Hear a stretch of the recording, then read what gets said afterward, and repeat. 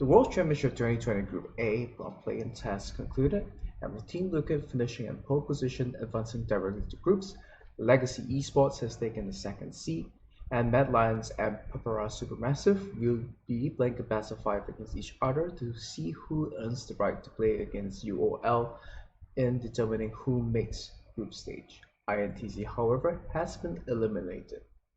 This is my tactical scorecard as to how I think each of these teams brought strategies to the table, innovated around the current meta, and their ability to execute them on a tactical level. To start things off with the eliminated team, INTZ went 1-4, featuring Seth and lots of ganking junglers. INTZ was a team, when we were doing our scouting, that played around lanes, had a very opportunistic playstyle, and had some issues around zone control or neutral objectives.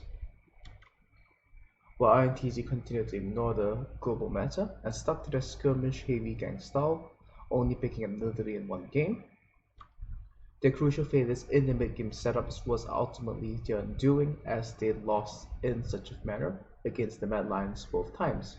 In both scenarios, they had the sufficient leads and were in a position to close out the game, but they dropped the ball in the mid-game and now find themselves eliminated from Worlds. Against Legacy and Papara Supermassive, they tried to go for a pick-based tempo style. However, they were unable to secure the leads needed for their combo style to work.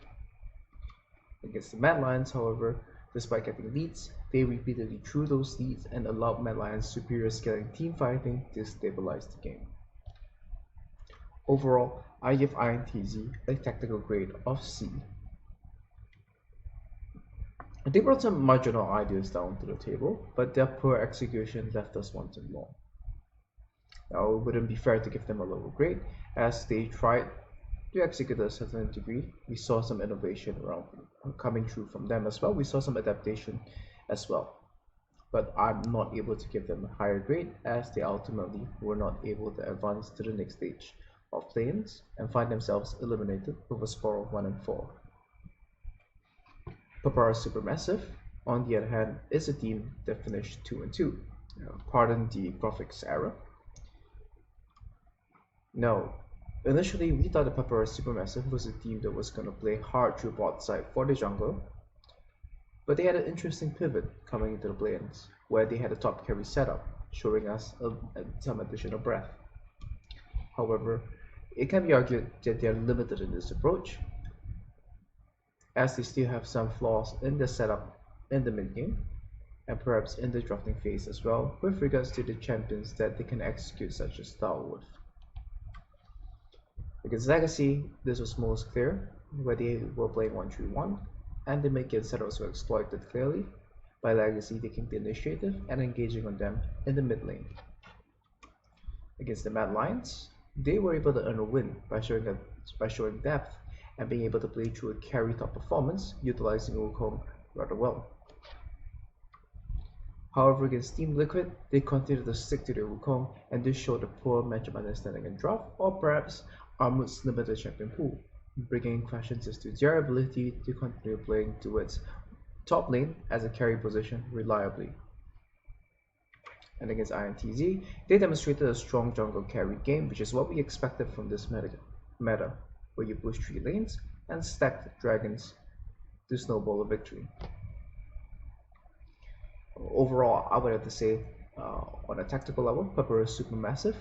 While they brought some decent ideas to the table, it was nothing too particularly special, and I'm not able to give them a higher grade due to their fatal flaws in their execution. Papara Supermassive demonstrated breadth and a good understanding of the meta, but their critical limiting factors once again doesn't allow me to give them a higher grade. If you enjoyed this type of content, or if you're looking for more in-depth tactical analysis, which will be happening as we can now focus on teams playing best of 5s against one another, do click like on this video and subscribe to my channel. Your support means a lot to me. For Legacy Esports, they end the group stage with a score of 3-2. As to their playstyle, to quote the top laner, Topun, in one of the interviews, the game is simply on div, no? Needless to say, on a tactical level, Legacy Esports, they played a pick-based tempo game rather effectively. one of the few teams to do so reliably throughout this entire playing stage. And this was most evident in their games against Mad Lions and Papara Supermassive, where they had a great understanding of map control, saw extended players, and knew how to find opportunities to create picks. They were not afraid to press the go button, and the moment they identified that they had the manpower advantage, they were willing to press the issue on their opponents. Against INTZ, they showed some breadth in being able to play to cross-map and 1-3-1, showing their domestic form in being willing to sacrifice multiple drakes to secure scaling power spikes to then contest their opponents later into the game. However, against Team Liquid, they showed the weakness of the team as they failed a little individually, and early scouted crab control as well as mid-jungle matchups proved to be their downfall, as they were snowballed in both the mid and jungle positions in both the first time they met Team Liquid and the second time when they had the matchup against Team Liquid in the tiebreaker. Still, if we are to just judge Legacy by the tactical prowess, I have to give them an overall grade of A-. Legacy Esports has demonstrated an understanding of the meta and went beyond in adapting their playstyle with the double bruiser or tank style to beat what the other teams in their group was bringing to the table. Now for the biggest disappointment, with Mad Lions, I have to start things off by saying that I have to give this team a D grade. They failed to resolve the identity crisis, and the drafting from this team as a whole was rather incoherent. Against INTZ, their ability to execute, and I think their identity crisis plays largely into this. INTZ were able to secure leads and at times looked like they were about to eliminate the Mad Lions from walls, as Mad Lions were unable to identify when they should be playing in 2 lanes and when they should be playing on 1 lane. Against Team Liquid, Mad Lions, they were unable to create the tempo lead that their pick-based style needed, and they had the wrong priority on Rift Herald versus Drake as well. Despite securing the first Drake in the game, that was not what they needed, as their composition required them to break open a side lane to take a tempo lead so that they could find the manpower advantages to continue to snowball the games. Against Papara Supermassive, there was some form of split ideas where they tried to innovate, going for the Hackroom style composition. They paired that together with a Tushin Rakan as well. This allowed for Kakao to continuously pressure Shadow in his jungle, as his side lanes were not able to push out and provide Hackroom the safety he needs to secure the farm to become the one-shot menace the Hackrooms can become later in the game. Likewise, Hackroom is not able to contribute to bridge for the Twitch in the early game as well. And against Legacy, they had a rather difficult draft that left them a few opportunities to attack the game. Mad Lions, they definitely have been one of the biggest disappointments in the lanes thus far, and they get such a low grade as they have shown little ability to adapt or innovate around the current meta. They tried throwing a few darts at the dartboard, but most of them missed. And if they miss, I can't possibly give them a score for that. So Team Liquid, on the other hand, they proved to be the most impressive team in play so far, especially in Group A. They proved to be methodical and clean, and they understood the win conditions rather clearly. While most of the leads can be argued to have been snowballed off individual prowess,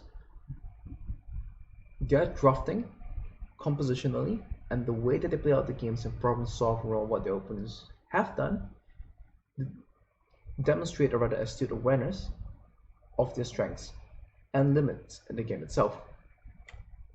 Against the Mad Lions, they had a very good use of Twisted Fate to bridge and able to Twitch against the Ashe matchup. And of course, there was the huge Mordekaiser carry performance for impact as well in that game. Against Legacy, it is a clean snowball of mid and jungle difference. Most interestingly, we could say that there was some form of planning in denying the bot side scout away from Legacy and using that to create an advantage that Team Liquid pressed all the way home in close to record-breaking time. Against Papara Supermassive, despite playing at Twitch, there was some very smart problem solving from Broxa that allowed Team Liquid to secure 2 early drakes and remove Papara Supermassive's preferred win condition of stacking 4 drakes and forcing the soul point. And while they fumbled on executing a pressure-based big composition against INTZ, I only can take points off from them for not demonstrating enough breadth. But between what they've showed so far, I do not think that will count against them too much. Overall, I would have to give Team Liquid an A- grade. They problem solved well around their opponents and brought innovation to the meta and a clear understanding on how to execute around it, most notably around the Twitch, with them being the clear team that understood what Twitch needed to function in this current metagame. And that wraps it up for the Play-ins Group A scorecard. The Mad Lions, they score a D. Team Liquid and Legacy, they both share an A-. Papara Supermassive gets a solid B for me. And INTZ, while they have been eliminated from the tournament, they finished this tournament with a C in terms of the tactical ranking. Now all of this of course has been judged based on best of ones, and draw plays a very large part into it. And as we approach the best of 5 series, we will get a better idea of what the metagame is going to be panning out like, and as teams are forced to adapt in the best of 5s, we will have a better understanding of the tactical acumen as well. All eyes will be on the Mad Lions and their ability to turn their misfortunes around.